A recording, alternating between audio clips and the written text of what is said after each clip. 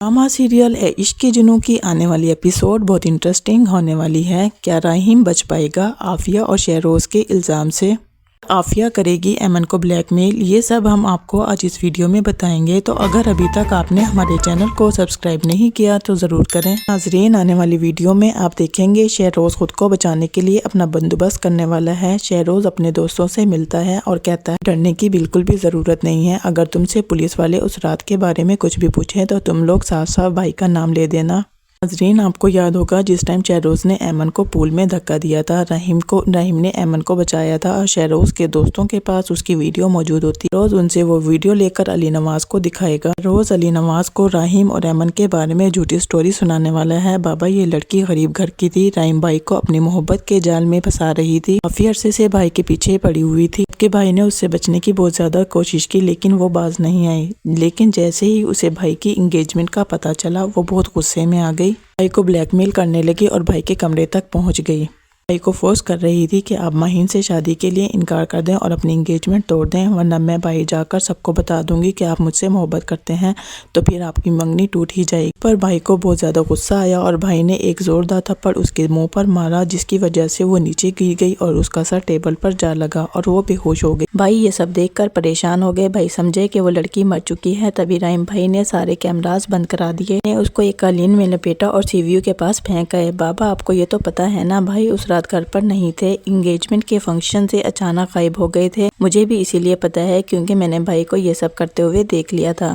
जैसे ही अली नवाज ये बातें सुनता है गुस्सा और ज़्यादा बढ़ जाता है। अली नवाज अपनी किस्मत को कोसता है कि इसने राहीम को क्यों अडॉप्ट किया। मैंने तो इसे इतना प्यार दिया था लेकिन इसने मेरी इज्जत मकाम मर्तबे को दागदार कर दिया। नाज़रीन, आपको क्या लगता है राहीम अपनी सफाई में क्यों नहीं बोल रहा है, जिसका फ़ायदा शहरोज़ और आफिया बेगम उठा रहे हैं, जबकि राहीम बुरी तरह से टूट गया है क्योंकि इसका यकीन कोई भी नहीं कर रहा, खासकर इसके बाबा और माहीन से कहता है मामा और शहरोज़ मुझे फंसा रहे हैं और वो मुझे इसमें फंसा देंगे, तो मुझ पर यकीन करो प्लीज़, मैंने ये सब नहीं किया। लेकिन माहीन राहीम को मुश्किल वक्त में अकेला छोड़ देगी, जबकि ड्रामे में ये सच्चाई भी सबके सामने आ जाएगी। राहीम अली नवाज का हकीकी बेटा नहीं है बल्कि अडॉप्ट किया हुआ बेटा है। राहीम अपने वालिद को सब कुछ बताने की कोशिश करता है लेकिन उसका वालिद उसकी कोई बात नहीं सुनता, की वजह से राहीम बहुत ज्यादा दुखी हो जाता है और घर से बाहर चला जाता है, बल्कि होटल में चला जाता है। जबकि दूसरी तरफ आफिया बेगम एमन को ब्लैकमेल करने के लिए हॉस्पिटल पहुंच जाएगी। जब एमन को होश आता है तो आफिया बेगम उसके सराहने खड़ी होती है और एमन से कहती है जो कुछ भी तुम्हारे साथ हुआ वो राहीम ने किया, तुम्हारी इस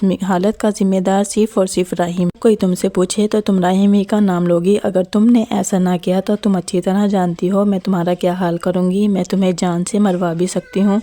तुम खुद सोचो तुम्हारे और तुम्हारे बाद तुम्हारे बाकी घर वालों का क्या होगा। बूढ़ा और माजूर बाप किस तरह से घर को चलाएगा और तुम्हारा बीमार भाई इसका इलाज कौन कराएगा, जिसके लिए तुम्हारा सेहतमंद होना जरूरी है। लेकिन अगर तुम मेरी बात मानोगी तो मुझे जरा भी परेशानी नहीं होगी। तुम्हें मानने मजा रही है ना एमन बहुत ज्यादा खौफजदा हो जाती है और हाँ में सर हिलाती है। आफिया एमन को थपथपाती है, शाबाश तुम मेरी बात जरूर मानोगी और मैं इस सब के लिए तुम्हें बहुत सारी रकम दूंगी। यह बेगम एमन के डॉक्टर को बुलाती है और उससे मिलती है और एमन की कंडीशन के बारे में पूछती है तो डॉक्टर बताता है कि उसका सिर्फ 20% दिमागी हिस्सा काम नहीं कर रहा, लेकिन वो बहुत जल्द ठीक हो जाएगी। फिर डॉक्टर से कहेगी मैं चाहती हूँ एमन कभी भी ठीक ना हो और इसकी दिमागी कंडीशन यही रहे, इसके लिए मैं आपको बहुत पैसा दूंगी। जहाँ डॉक्टर ये सब सुनकर हैरान हो जाएगा। आफिया बेगम सोचती है ये हमारे हक में बेहतर है, अगर वो बीमार रही तो हमें हमारे खिलाफ बयान नहीं दे पाएगी। आफिया बेगम डॉक्टर से कहेगी मैं न सिर्फ अपने बच्चे को बचाने के लिए ये सब कर रही हूँ, मैं बहुत से पैसे देने के लिए तैयार हूँ। आखिरकार आफिया बेगम डॉक्टर को पैसे देकर खरीद लेगी।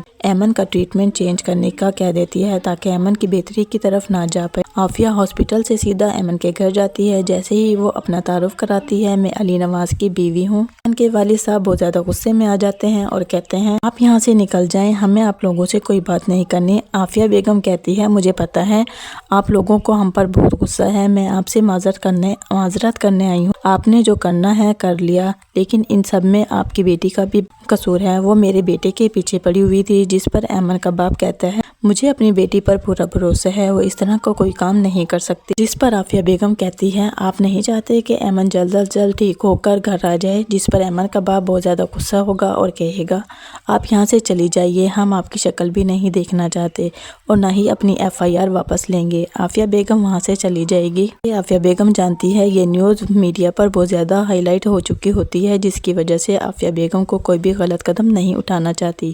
علی نواز عافیہ کے بھائی فاروق سے بات کرتا ہے کہ میں آپ سے ملنا چاہتا ہوں۔